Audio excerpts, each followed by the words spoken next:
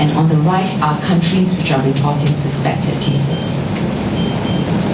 A little bit into the laboratory diagnosis. So when a suspect patient presents, he will have clinical samples taken, and we will do investigations to identify whether it is a typable influenza A. That means, is it one of our normal circulating strains in Singapore, normal circulating influenza A strains? If we find that it is untypable, that means it does not resemble the circulating strains we have, then we call it an untypable influenza A. It's still an influenza A, but we are not able to ascertain what is the other types. Normally circulating in Singapore, we have the strains of H3N2 and H1N1. So although this swine virus is a H1N1 virus, this particular strain is not, our existing diagnostic kits are not able to pick up this current strain of swine influenza, although we can pick up other H1N1 circulating virus strains that have been circulating in the community. So once we identify patients with this untypable influenza A, we will do further testing to confirm. At this present time, our capability is to do partial sequencing of this virus for preliminary confirmation. So we can sequence part of this virus, the critical parts of the virus, and compare it with the swine influenza virus. And this will tell us that it's almost, likely, very, very highly likely to be swine influenza virus. But we are now developing our diagnostic capability to develop a swine influenza specific PCR.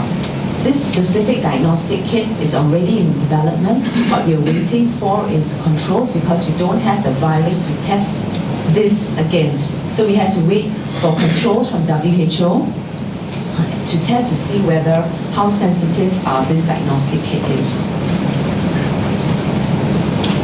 A little bit into the case definition. What do we call a suspect case? So we're defining a suspect case as an individual with an acute febrile respiratory illness. That means having fever more than 38 degrees and some other respiratory symptoms.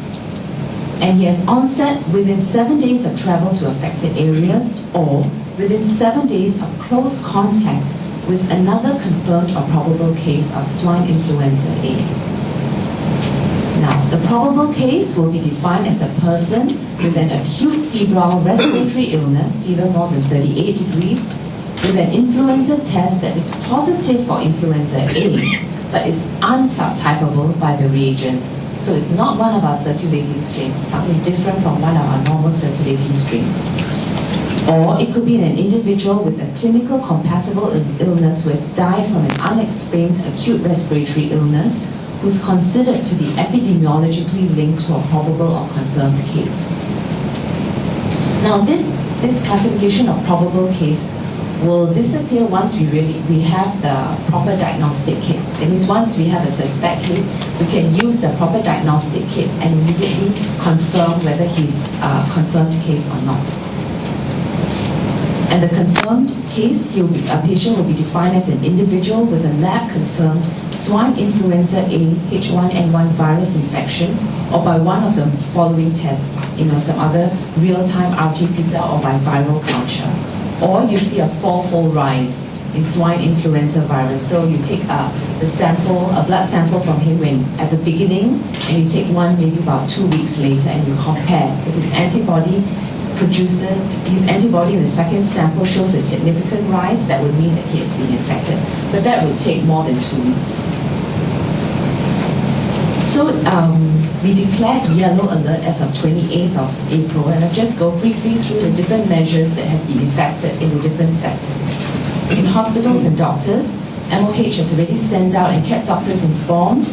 Doctors and healthcare institutions, we have alerted them to actively look out for cases with influenza-like illness and with a recent travel history to Mexico and the affected US states. Only today we're adding Canada, Nova Scotia and Canada. Hospitals have geared up their infectious disease control measures. Example, healthcare workers in high-risk areas are wearing full PPE, and patients in outpatient settings are being triaged, and febrile patients are being managed separately with staff in PPE. Our restructured hospitals and private hospitals will have the rapid response team in place to respond to cases turning up at the hospital. So if they have a suspect case, we have a team of trained people who know how to manage this case and how to handle this patient and treat the patient.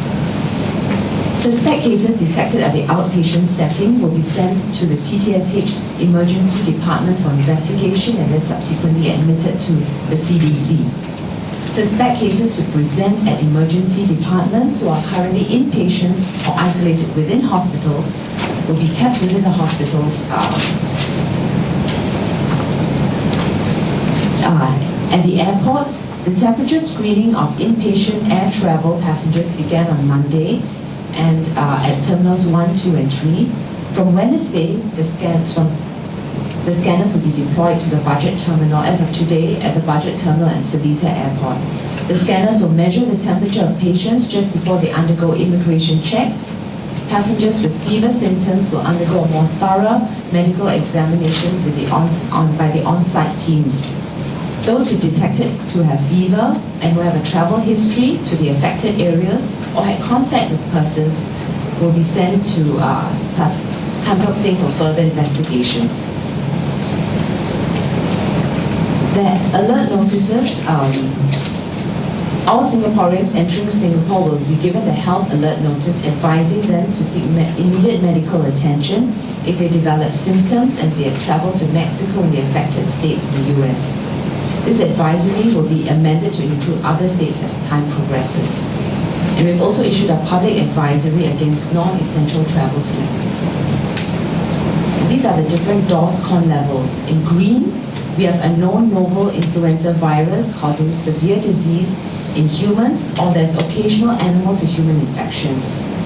Or there's no human-to-human transmission or rare cases of spread requiring very close or prolonged contact. The healthcare response, we will be triaging at green, triaging patients with fever in emergency departments and polyclinics. Public response will be the hygiene measures, mask wearing, and social responsibility. In yellow, as we are currently now, we see inefficient human-to-human transmission that requires sustained close contact. Small clusters is what's happening in the US may occur. We isolate imported cases so that there's no further sustained transmission. Staff in the high-risk areas are in PPE, and the public response is green measures, plus we record particulars of visitors to hospitals and clinics. In orange phase, we see more efficient human-to-human transmission. The virus is still not fully transmissible and requires still close contact, but we are starting to see larger clusters. During this phase, all areas with patient contact staff will be in PPE, and we will, in addition to the yellow measures, will impose a no-visitor rule in hospitals.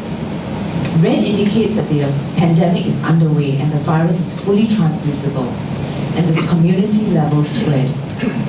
And in red means that there's just mild to moderate morbidity or mortality, similar to the 1957 or 1968 pandemics. What will be happening in the health sector? You'll have the orange measures plus antiviral prophylaxis will be given when local cases start to occur, and there will be some measures of social distancing put in place for the community. In black, the pandemic is in Singapore and there is a high morbidity and mortality similar to the 1918 pandemic. And the healthcare and other systems might be overwhelmed. And we'll see more aggressive social distancing measures. This is a snapshot of what is our status here in Singapore. We have, as of current, 17 referred cases. 4 of them have already been discharged, leaving 3 still in our hospitals. Of these 17, 12 of them have actually been tested to be non-flu A. 2 of them tested to be flu A, but H3N2, which is the more predominant circulating strain. And 3, we're still awaiting further results. This is just a breakdown. We've only picked up 1 from the airport, 8 from GP clinics and polyclinics, and the others I think we can see. So that brings me to the end of the presentation. Thank you.